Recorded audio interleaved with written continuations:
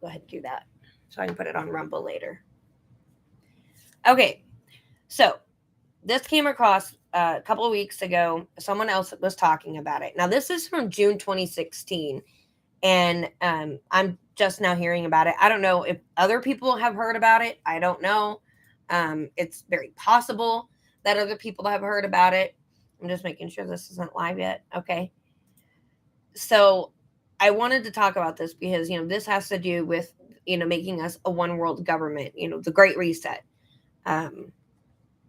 Anyway, so I wanted to skim through it and take a look at a couple things. I wanted to read the foreword and then kind of go through some of this stuff. I'm not going to read it all word for word, but just kind of skim through it and show you exactly what it is that the World Economic Forum is doing and what they think about us people that claim to be Christians or religious. The World Economic Forum recognizes that faith plays a dynamic and evolving role in society. Demographic trends suggest the number of faith adherents will increase over the next 2 decades, while the secular population will decrease. People of faith, therefore, have profound impacts on community mobilizing for both productive and damaging purposes. The power of faith to impact global issues and shape global perspectives is a fundamental reason why the forum consistently engages faith leaders and perspectives in our work. As part of our efforts to incorporate an understanding of the impact of faith in our analysis of complex global trends and challenges, the forum established the Global Agenda Council on the role of faith. Council members comprise the world's foremost experts to provide thought leadership that furthers the faith agenda within forum's activities. So, I don't know who these faith leaders are.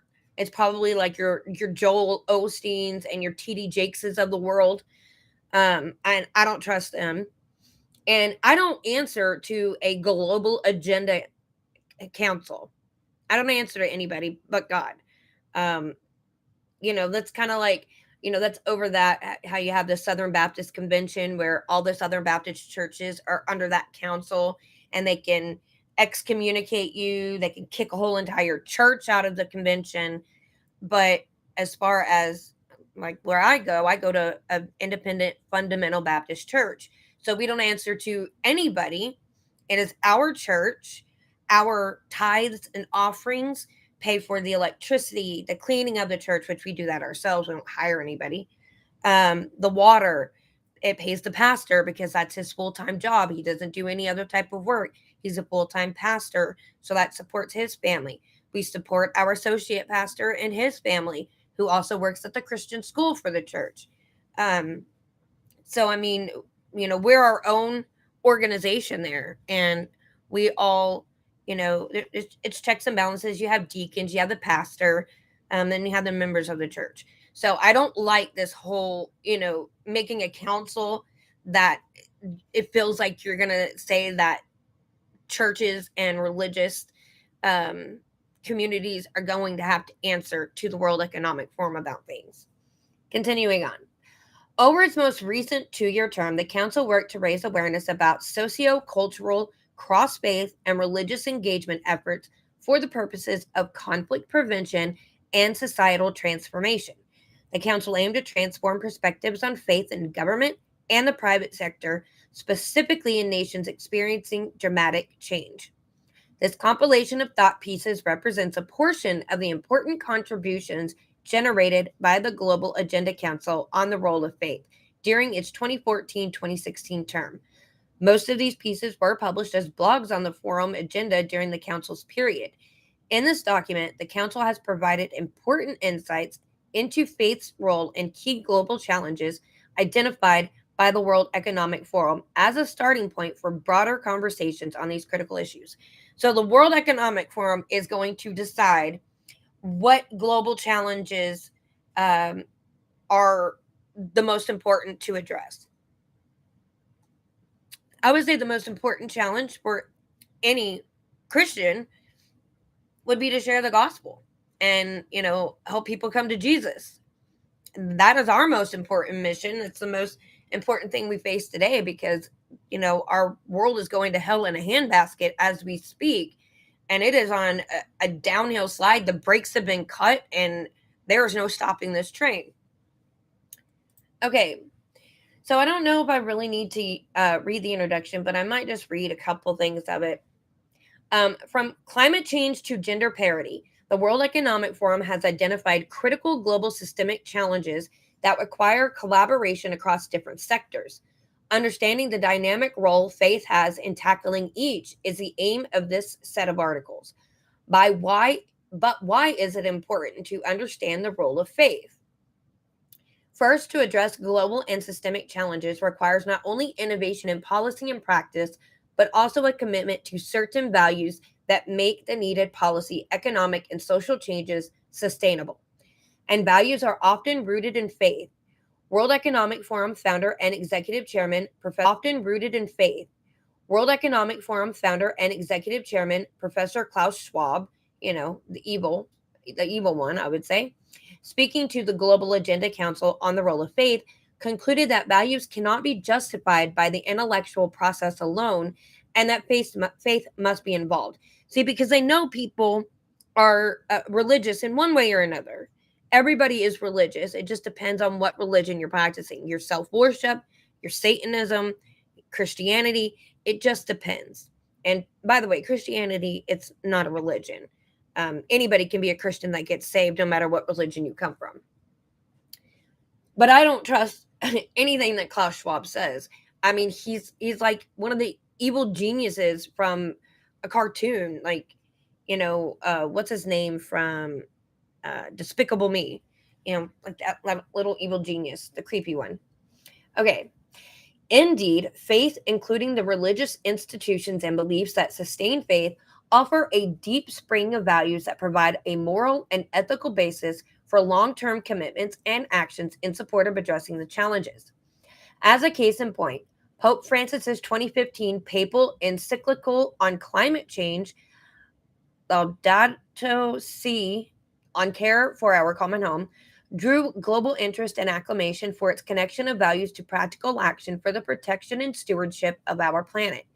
In fact, when he spoke at the United Nations General Assembly in September 2015, soon after its release, the eyes of all at this world body looked to him for moral leadership on his critical global challenge. I don't look to the Pope for moral leadership, not only because I'm not a Catholic, because he's a false teacher.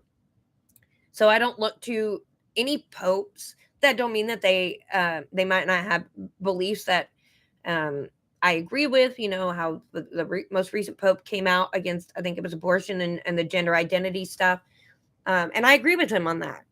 But fundamentally, I do not agree with him on anything in life because he's a false teacher. And the thing that really bothers me is these people that are in the religion of self-worship. It's the you-centered religion.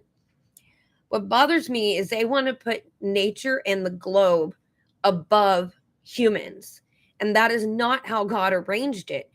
God gave humans dominion over the planet, the fish, the animals, all of it.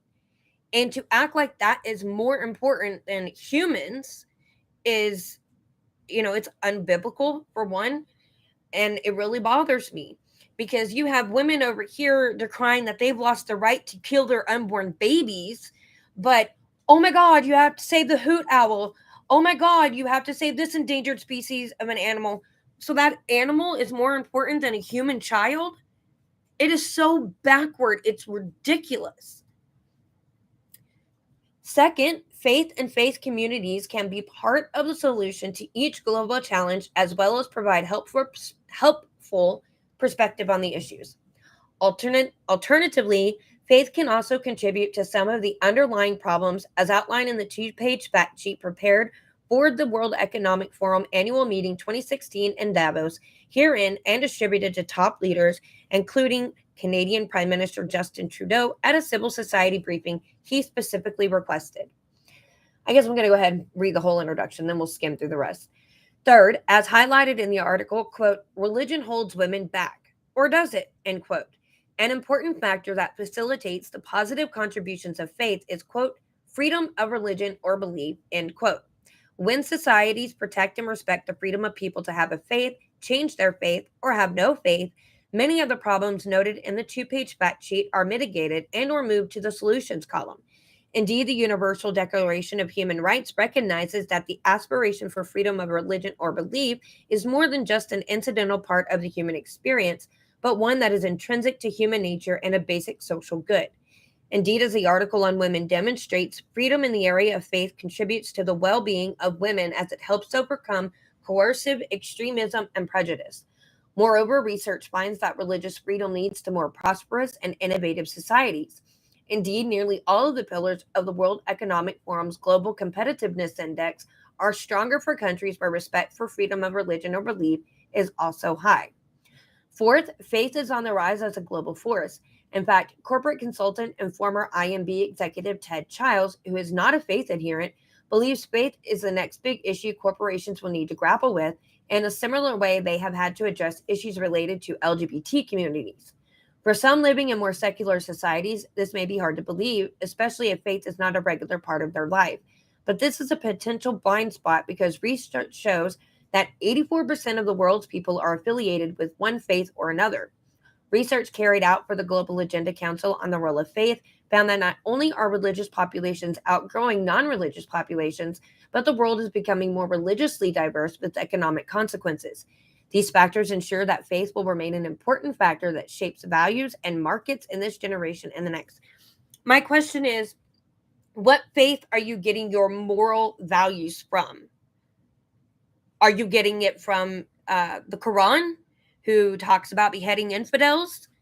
Or are you getting it from the Bible, and that gives us out, not just the 10 Commandments, but all of our moral guidelines, which, by the way, all of the moral guidelines that we have, the laws that have been made since the beginning of our country, were based on the fact that they were making them align biblically. That's why we have the moral laws we have, is because of the Christian faith of our founding fathers. But people want to say that they weren't Christian. And I know that there were some in there that were not Christian, but a lot of them were. However, the ones that weren't Christian still saw a need to form a society on biblical morality. Imagine that. Continuing on, through the following articles, I invite you to explore how faith communities not only promote values that help address global systemic challenges, but also how they carry out millions of social and economic projects that put to practice those values. And then it says to see, can faith make economic growth more fair? Indeed, faith groups not only have massive poverty alleviation projects worldwide, but they also have sophisticated think tanks and advocacy arms that take up causes related in one way or another to each of the global challenges. And finally, in addition to the articles highlighted here, you can see a full list of and links to the resources authored by the members. Okay, blah, blah, blah. That was from Brian Grimm. So, let me see. I got a message from my dad, so I have to answer it really quick. Sorry about that. Okay. Next page. What faith can do for global systemic challenges? Chris Seipel, is that how you say that? President Emeritus and Chairman of the Board at the Institute for Global Engagement. Okay. So right here, we see this graph here, the 80 years of global religious change from 1970, 2010, and 2050. So now they're predicting into the future. In 1970, it looks like, what is that, 1.23 million? Is that million? Yeah. So it says here, this is Pew Research Center's Future of World Religions. Other religions include religious traditions not covered elsewhere in this report that do not have sufficient data to have their own category across all country censuses and surveys. Jews numbered about 13 million in 1970, 14 million in 2010, and are expected to be about 16 million in 2050. So this is the global population by religious groups in billions. So in 1970, we had 1.23 billion Christians. In 2010, we had 2.17 billion Christians. And they're predicting that in 2050, we're going to have 2.92 billion Christians. But those numbers are actually kind of off because most people that profess to be Christians are not actually born again Christians. They have never been saved. They're claiming a cultural Christianity title. And so they're not actually Christian. So these numbers are really, really much, much lower. Values are often rooted in faith, and if 84% of the world believes in something greater than itself, it stands to reason that the faith factor will influence and impact global systemic challenges, issues which the World Economic Forum has identified as vital for global collaboration. I doubt this is live yet. Of course it's not. I was trying to go live on Rumble, and I don't know how. Okay. So different faith traditions, despite different points of departure, can contribute to a common ethical and explanatory framework to make sense of the 21st century's dizzying change. Faith communities can also represent a key ingredient to a flourishing society. Possessing the wisdom of a long memory, as well as the desire to do the right thing by future generations, faith communities have always contributed to an intergenerational common good. So, about here, where he was talking about faith communities representing the key ingredient to a flourishing society. It was once said of our nation that it was only made for a moral people. And you see how easily our country is falling apart because of all the immorality that is going on, calling good evil and evil good. We're not meant for that type of behavior. And so it starts to fall apart and it will not hold itself together unless we go back to being a moral, just people. In the present, as innovation races through industries, faith communities can act as a moral bulwark against the corruption that comes with the lack of legal framework. Anticipating the future, faith communities can also serve as an early warning system towards unethical behavior. This capacity to act as a moral reference point is essential to the conversation about what a global society wants to become. Faith communities are also de facto trust networks. They can transcend divides, validating or invalidating different approaches to the common good.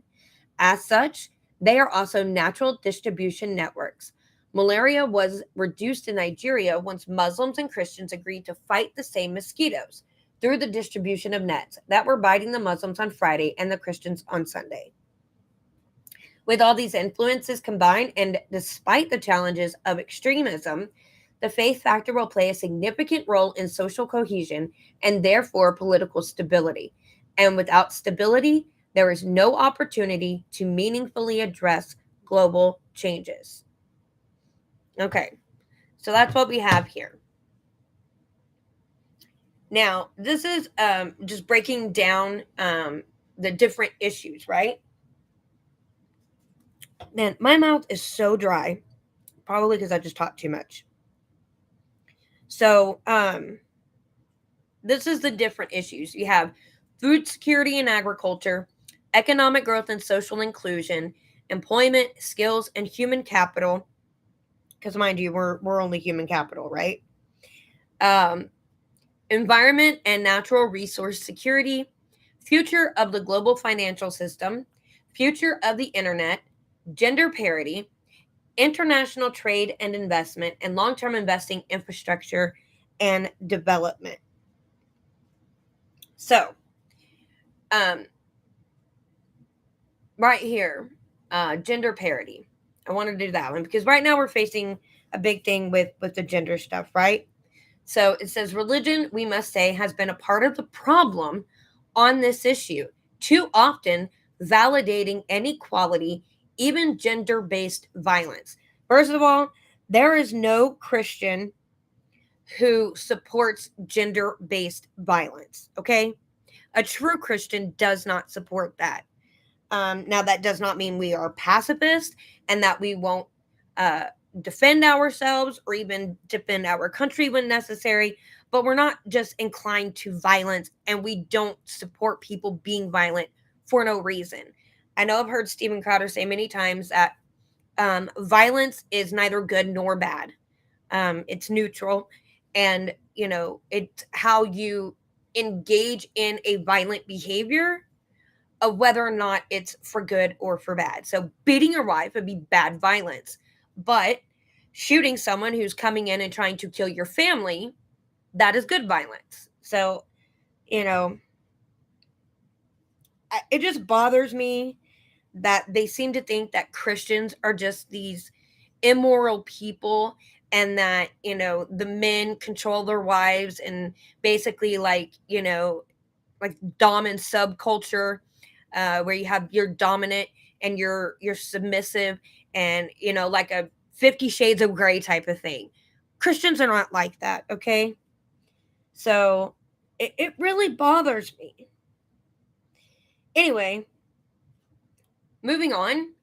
um Nevertheless, as a function of their faith, female leaders are bringing their beliefs to bear in how they envision, prepare for, and execute their professional roles across society.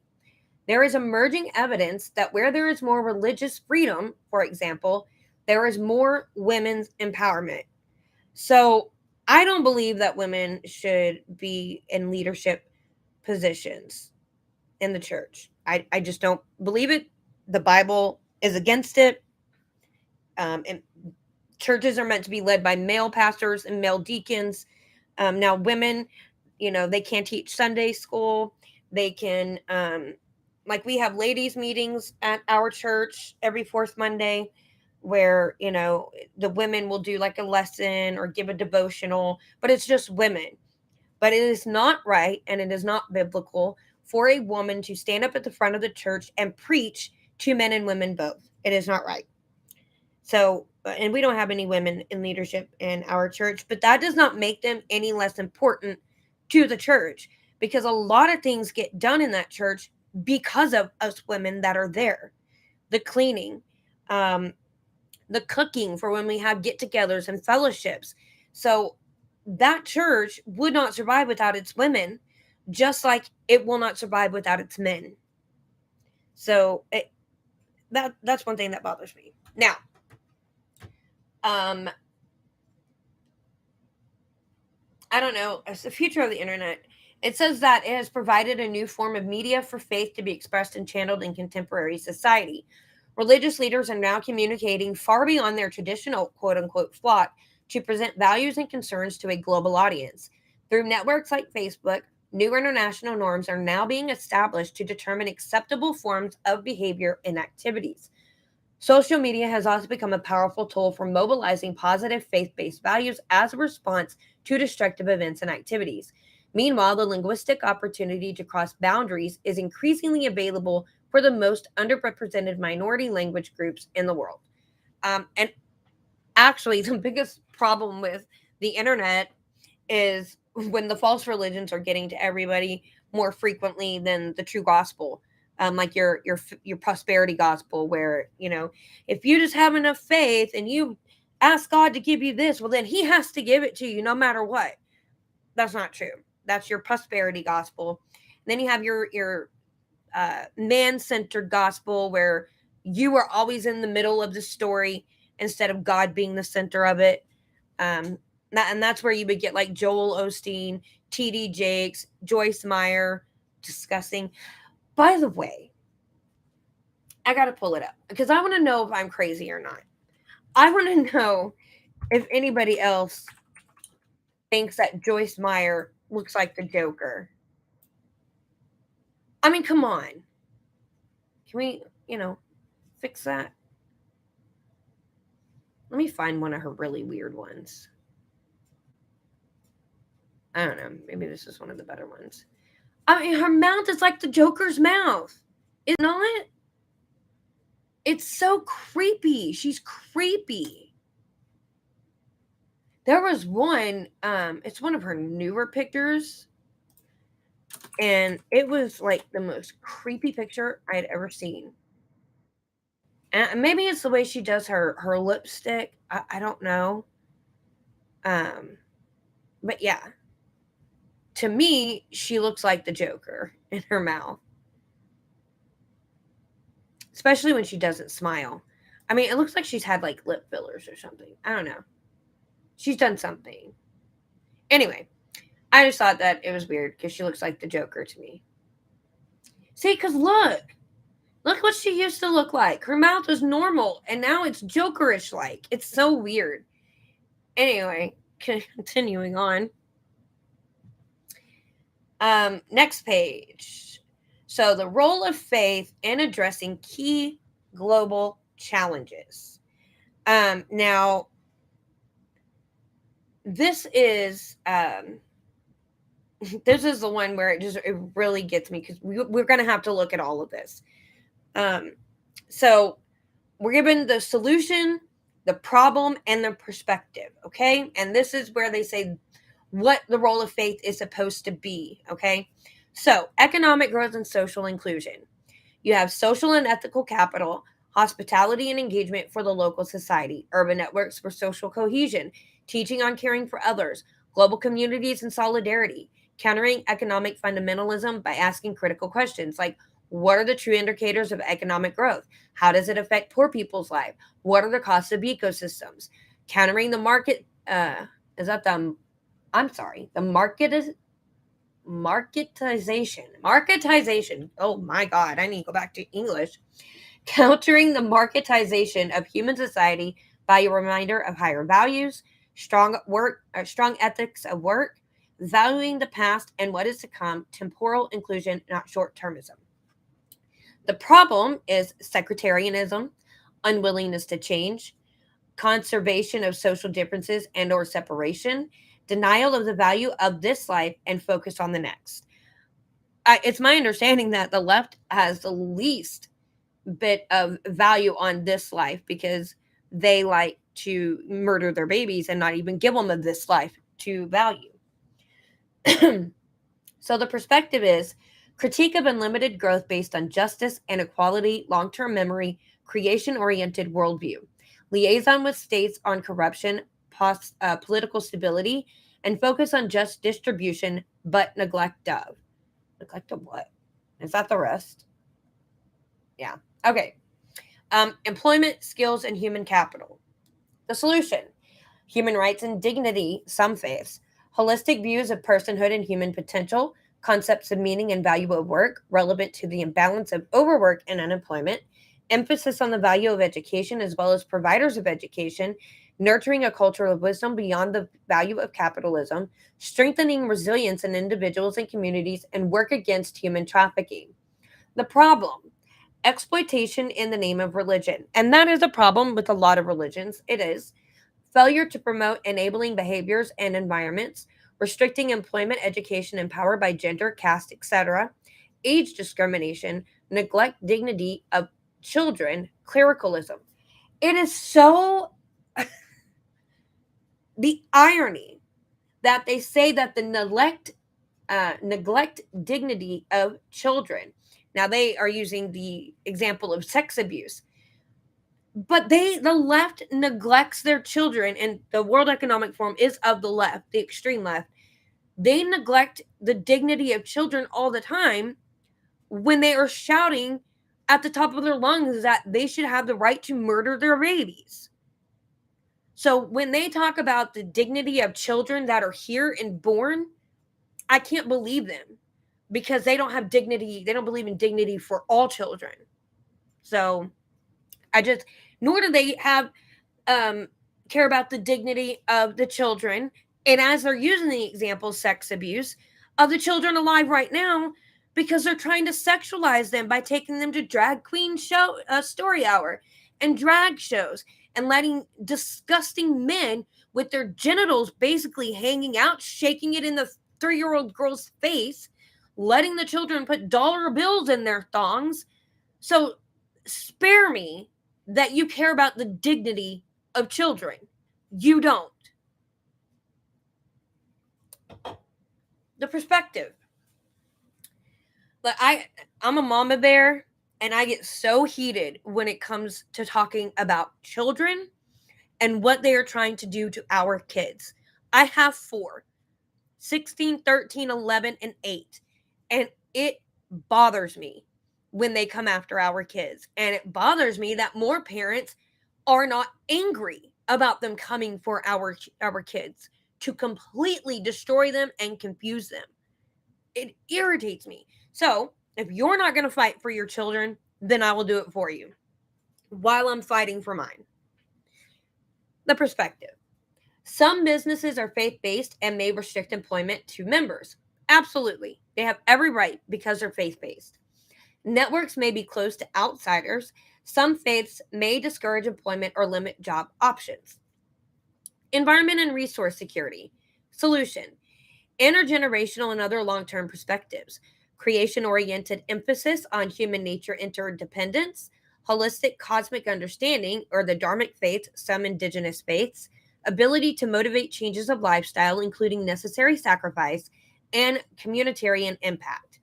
The problem is the apocalyptic views of this world's future and a theocentrism which leads to fatalism. So, if you are a Christian and you read the Bible and you've read Revelation, then you know that there is like an apocalyptic world coming after the rapture. For 7.5 years on this earth, it is going to be apocalyptic, and it's going to be worse than the zombie movies and any of the other, apocalypse type movies like Mad Max. It's going to be so much worse than that. Guarantee you don't want to be here for it, which is why you should be taking things seriously about going to church, learning who God is, getting saved, living a life like that. Because if I'm wrong, I have wasted nothing of my life. But if you are wrong, you have lost everything, because then you die and go to hell. Okay, the perspective. Different views of nature, like organism, mechanism, warehouse of resources, creation, and okay, I hate these words. Anthropocentrism. Anthropocentrism. I don't even know what that means. What does that even mean?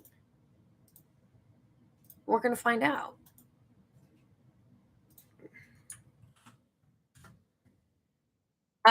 It's the belief that human beings are the central or most important entity in the universe. The term can be used interchangeably with humanocentrism, and some refer to the concept as human supremacy or human exceptionalism. Oh, okay. Well, I do believe that. We are the supreme beings of the earth. Absolutely. Then we have food security and agriculture. The solution: feed the hungry as a core value, which Christians give to charities and conservatives in general give to charities far more than people on the left. Rituals of care in regard to the land, its cultivation, harvest, food production, and quote unquote sacred mills, whatever that means. Fasting as a reminder of the interdependence between humans and the rest of creation. Advocacy for global justice and international aid. The problem is protectionism counteracts global justice and spiritualization of quote unquote earthly matters as obstacle for development. And the perspective is animal rights. Do I think you should be abusive to animals just for the heck of it? No. But to kill them like cows and deer and pigs to eat, to sustain yourself, I don't have a problem with that. Resistance to gene modification and food regulations. So I don't know if they're saying that resistance to gene modification is an issue and that we shouldn't be, or that we should be resistant to that. I don't know. Then you have gender parity. So the solution is progressive communities, important role models, strong enabling networks for change, work against domestic violence, focus on women and children in local and international social work, and work with gender roles and gender justice. And I hate how we only talk about focus on women. What about focusing on the men who are displaced and ostracized because of, feminism? That would be the biggest reason why. So what about those people? Do they not deserve, do the fathers not deserve to be included in that and have people fight for them and their rights? I mean, I would think that they do. That's a bit irritating. And important role models. Well, who do they mean? Do they mean the drag queens? Do they mean the transgenders that are claiming to be women, like the Dylan Mulvaney's of the world? Is that who they're talking about? I don't know who their role models are, and I don't trust them. So the problem is traditionalism and conservatism. Of course, that's the problem. We're always the problem, right? And patriarchal, slow changing structures. Now, if I could just say what patriarchal is, okay, because most people just think that it means, men are at the head. But patriarchy is actually, it's not even that, because you got to remember there are women that are in power right now that have power positions that are higher than men. So patriarchy is a social system in which positions of dominance and privilege are primarily held by men. But that's technically not true, because it is a system of society or government controlled by men. Well, our society and government is not controlled by men. There are plenty of women in society with those positions and in government with those positions. And I would say the majority of our society is controlled by women these days. Except we're seeing that turn back around to where men actually are controlling the society, because we bow to the men that pretend to be women and act like they really are women. And now they are dominating all the spaces. So I guess you could say that, yes, we are a patriarchy in that sense, but not in the sense that they seem to think we are. The perspective is freedom of religion can help improve conditions for women. Women in America, in the West in general, have it pretty stinking good. And apparently they have it so good that they have to make up fake problems. So they have purpose in life. That's how good they have it here in America, especially. Future of health, the solution. Providers of healthcare, charitable trust, emergency response like Ebola, holistic concepts of health and healing, promoting healthy lifestyles, attention to existential health, religious communities engaged in aid work, prevention, education, advocacy, focus on sexual and reproductive health and rights, abortion, and other human rights. And, if this wasn't written in 2016, that would have been like COVID under the emergency response. The problem is violent resistance against certain policies, such as birth control and vaccinations. I don't see anybody really fighting violently against vaccinations and birth control up until, the Fauci ouchies. People were pretty compliant with getting vaccinated. And in fact, us, little peons down here, low on the totem pole, we were getting our kids every vaccine that we were told they had to get, while your upper elites weren't vaccinating their kids because what information did they have about these that we did not have, that we felt that it was necessary to be doing this like we were told by doctors, while the elites, your celebrities and all them, don't vaccinate their kids? What's the reason for that? Are they trying to make our kids unhealthy?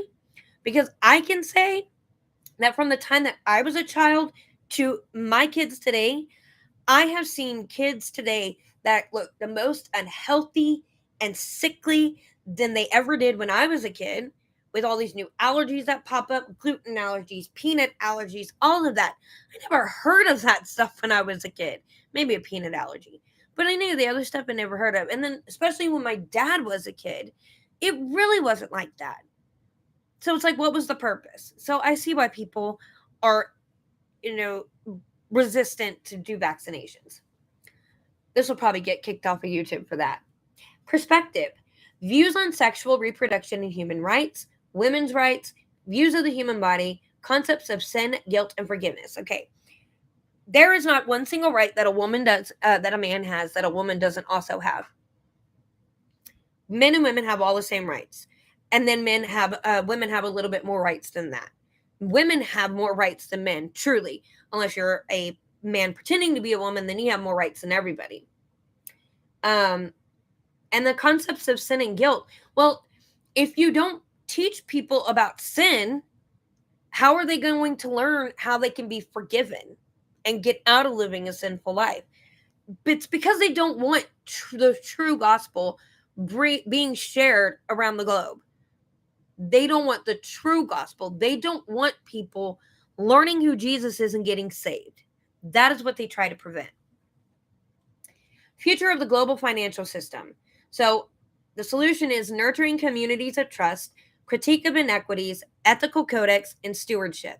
The problem is supporting status quo and unjust financial systems, I'm assuming they mean capitalism, and romanticizing poverty. I don't know anybody who romanticizes poverty. I truly don't.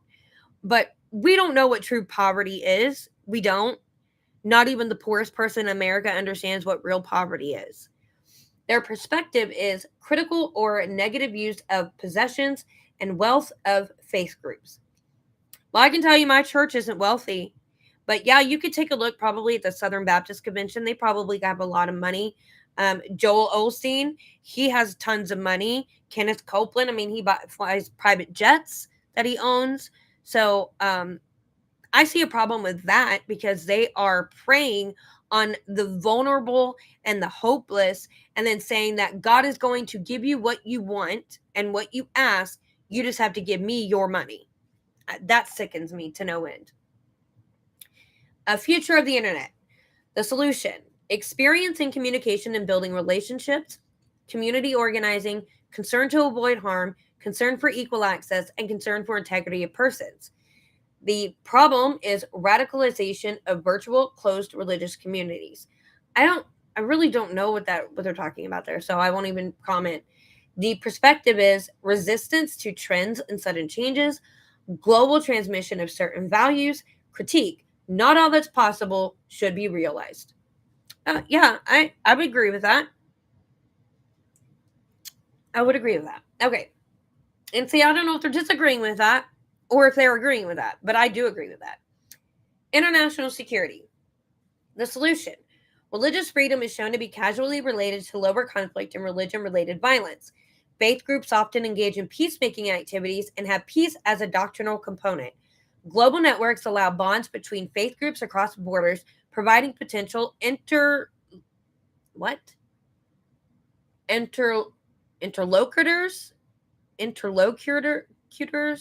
What the heck is that word? For peace. I don't think I've ever seen that word. And I read a lot, but I don't think I've ever seen that. Let's see what it is. Y'all, we're getting a vocabulary lesson while we're at it. In linguistics, discourse analysis and related fields, and the person involved in the conversation or dialogue. Two or more people speaking to one another are each other's interlocutors. Wait. Oh, I said it right. Interlocutor. Okay. The problem is religion can be a source of conflict and division, including sectarian and communal divisions. Terrorist groups sometimes use religious rhetoric and justifications for terror and secular religious conflict. I'm not going to point out who the major religious extremist terrorists are, but it does go hand in hand with 9/11. The perspective: religious traditions justify violence through doctrines such as just war theory and jihad, meaning struggle for righteousness. True Christians don't even believe in that. Like I said, if you're a true Christian, the only type of violence that you should be engaging in and that you believe that should be engaged in is defense of your family, your property, your country, things like that. International trade and investment. The solution: ethical investment with risk taking in order to stabilize and secure societies, trust mediated by faith groups, trust mediated by faith groups, fair trade, faith groups monitoring agents in society, work with anti corruption standards, faith groups divesting from fossil fuels, and faith groups as actors in international aid. The problem: religious associations with business legitimizing unjust and or harmful practice. The perspective: philanthropy, religious communities as active investors, and bypassing rule of law and the state. Last one, long-term investing infrastructure and development. The solution. I feel like we did this backwards. So let's do this. Let's do this perspective first. Religious communities as active investors, power of religious leaders, and poor coordination with the state. The problem is romanticizing poverty, legitimizing inequalities, and hostility to secular initiatives. The solution, religious organizations belong to the most sustainable and experienced, relief and developmental work, access to grassroots, even in remote areas, and purpose driven investment. I feel like that sounded better. So this is just another article. Can religion make economic growth fair? More fair? I don't really care. But I wanted to read this part here about Christianity is shifting south. It says these changes are occurring as Christian populations are increasingly concentrated in the South, where the impact of poverty is more broadly felt. The share of the world's Christians living in Europe is expected to decline substantially between 2010 and 2050. Meanwhile, the share of the world's Christians living in sub-Saharan Africa is expected to grow significantly from about 24% of the world's Christians in 2010 to 38% in 2050. Yeah, and I wonder, is it because they're not subjected to all the ridiculous, progressive, disgusting stuff that our society is subjected to? The shift of Christianity's center of gravity to Africa means that the African experience will be a major factor in helping to shape the social and economic perspectives of global Christianity, and this process is already underway. There are more numbers of Anglican churches living in Africa than in England. The president of the Pontifical Council for Justice and Peace, which directly addresses issues related to poverty, is Cardinal Peter Codwo Apia Turkson of Ghana. I probably butchered that. His council recently published a guide for business called Vocation of the Business Leader.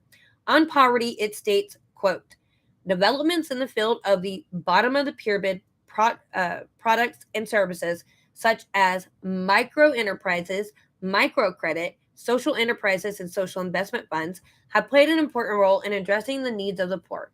These innovations will not only help lift people from extreme poverty, but could spark their own creativity and entrepreneurship and contribute to launching a dynamic of development, end quote.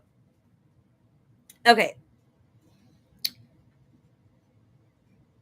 So the faith factor in employment skills and human capital. Okay. And talks about, the future of education, gender and work, blah, blah, blah, blah, blah. So it says that this report serves in two ways those engaged in addressing this challenge. By providing the comprehensive information on the talent base in each country, including information on education levels of the employed, unemployed, and the inactive members of the population, as well as the specific qualifications of the latest entrants to the workforce, and through the report's Human Capital Index, a tool for tracking how countries are developing and deploying their human capital over time. So taking faith into account, without question, the peoples of the world are overwhelmingly religious, and for the vast majority, their religious faith and convictions have a profound influence in shaping their views of themselves and their futures. Faith, religious faith, is for billions a powerful source and cornerstone for their sense of history and identity and community, which informs their 1. Sense of dignity and worth and meaning, 2. Identification of their gifts and talents and potential, 3.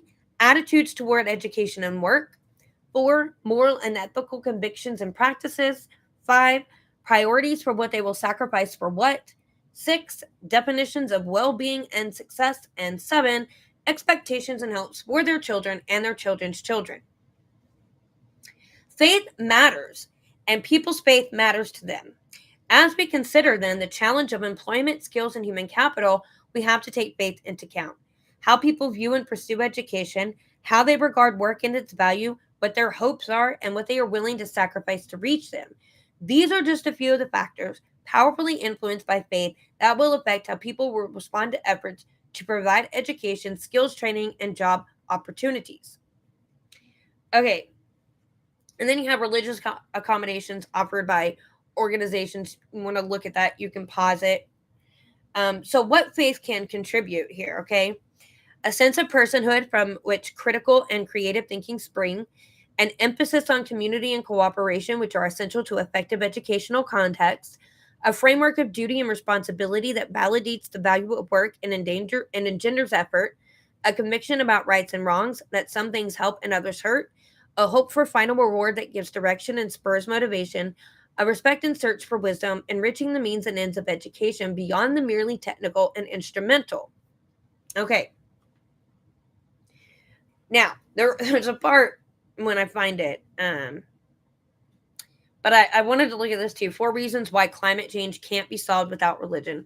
It always goes back to climate change, right?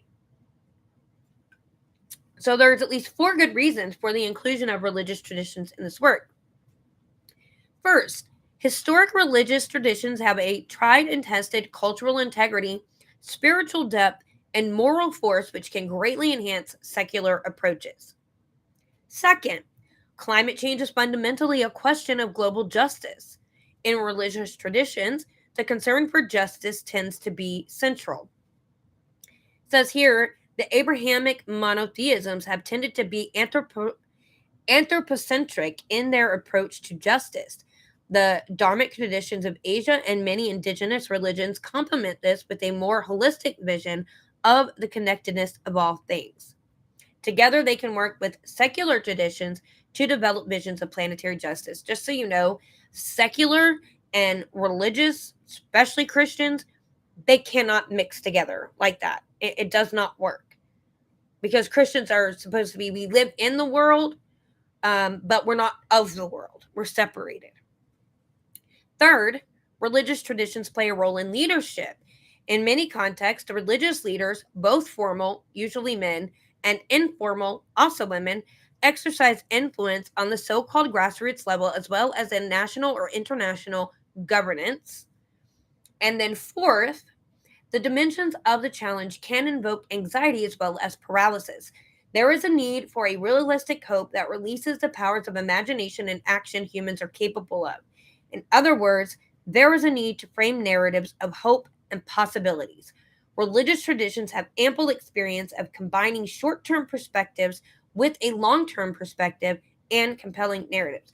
So to me, it sounds like they're listing like all the great things about religions, and then they're going to take that and they're going to shove their extreme leftist narrative into that and say it's a religion. That's really what it feels like.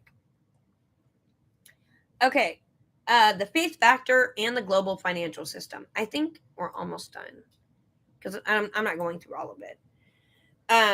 So if you want to read this one, but I'm looking for a specific one that listed something about Christians or conservatives in general.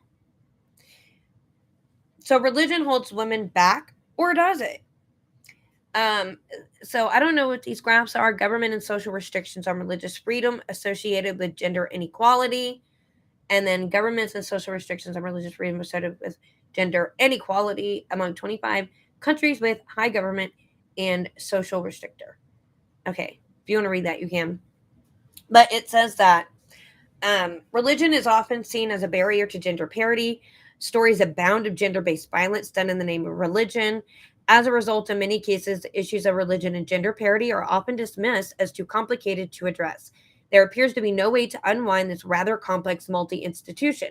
However, a critical factor overlooked in this conversation is religious freedom.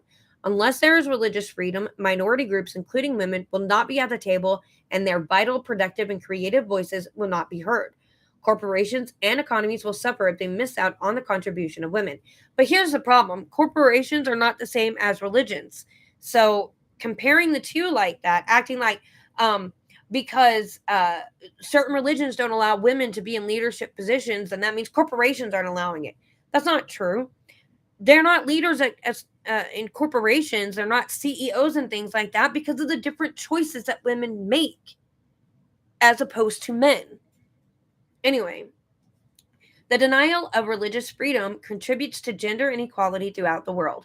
Extremist ideologies such as ISIS represent the complete loss of religious freedom, and when respect for diversity of religious beliefs and practices disappears, gender equality suffers. Well, we don't have gender equality. We just don't.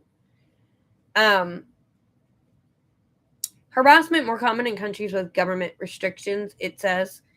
Um, you have government restrictions, you have the social hostilities. 5 years that talks about the Pew study finds that the number of countries in which women have been harassed by individuals or groups for violating religious dress codes has increased in recent years. The latest year studies, such as social hostilities over religious attire, were found in 50 countries, or 25%, including Sudan. 5 years earlier, such incidents were reported in just 14 countries, or 7%. Faith, the internet, and improving the state of the world. Great. Let's just bring you faith to the internet. Faith in international trade and investment. And you have faith leaders, a secret weapon in the fight against diseases. Okay. Where was that one that talked about Christians not, or conservatives not willing to change? Oh man. It was seen that like that was our problem, is because we aren't willing to change. Maybe I read over it and I just don't remember.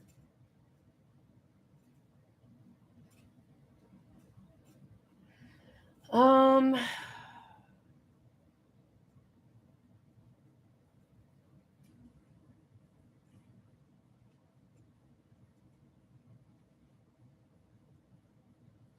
I don't know, man. Can't believe I can't find that. That stinks, because that was something pretty interesting that they were talking about. It was just like it literally said that conservatives are unwilling to change. That was our problem. But I don't know where it's at. So,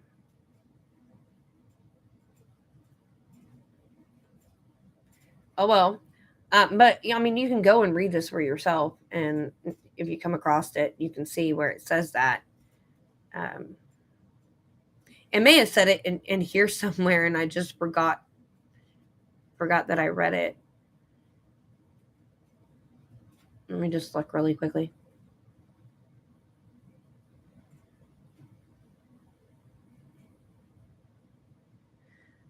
Oh man, because I had a lot to say about that. Oh, I did. I was the first thing I read. Unwillingness to change. Good grief. My mind is all over the place. Truly, truly it is. It really is. Because this was last minute to jump on here and do this, because I came across this and I wanted to look at it, and show what they're using religion for, basically. So yeah, I thought it was interesting. I bet you my Rumble never went live, or maybe it did. There's 4 watching. Okay, well,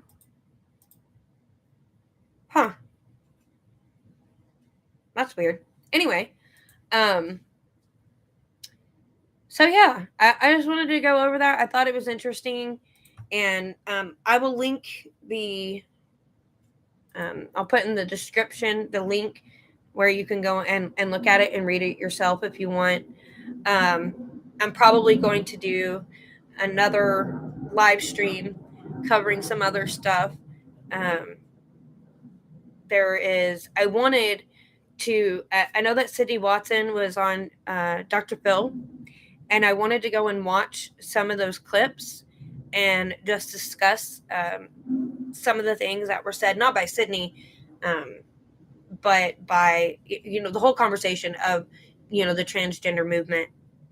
And I had heard a few things in there that I really wanted to express my opinion on, and so I might do one of those at another day when I have more time, because I mean it's a big problem, if you ask me.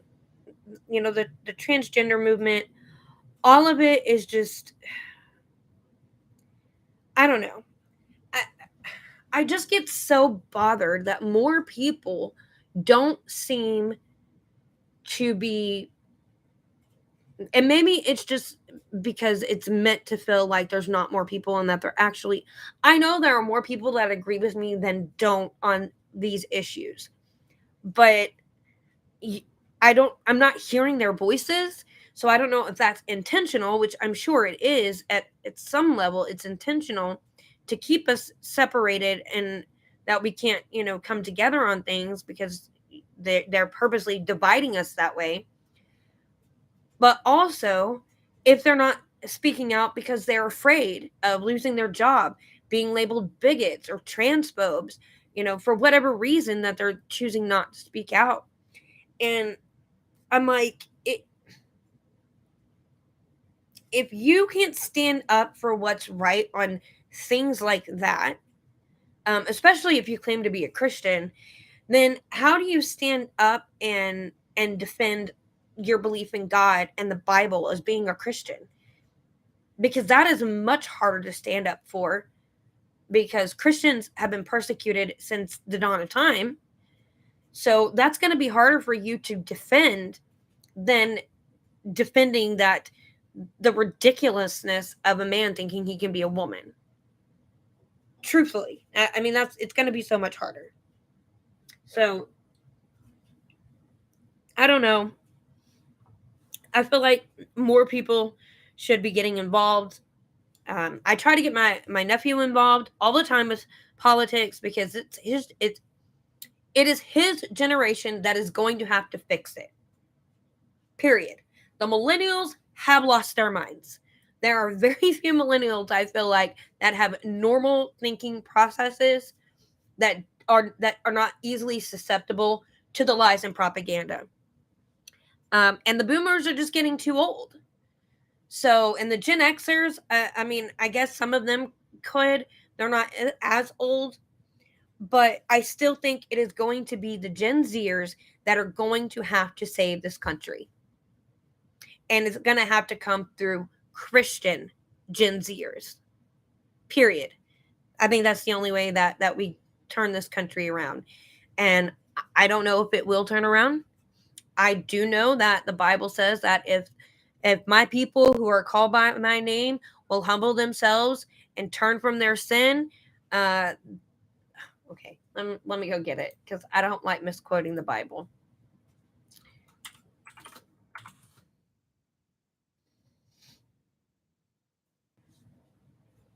Second Chronicles 7:14. Where's King James? Okay. If my people, which are called by my name, shall humble themselves and pray and seek my face and turn from their wicked ways, then will I hear from heaven and will forgive their sin and will heal their land. It's going to be Christian Gen Zers that is going to save this country. And like I said, it says that it can be healed. It says it can, but are we so far gone that, I really do feel like this is the end of days, truthfully. I believe Jesus is going to come back any day. It could be right now, it could be tomorrow, but I mean, it could be 100 years from now. I don't know, because nobody knows, but I know we're getting closer. And so while the Bible does say that, we can do that and then he'll heal our land, are we past that point? Because it is only Christians that are going to be able to do that.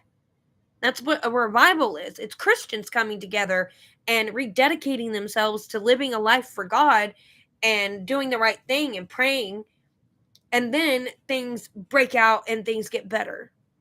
So that's my 2 cents.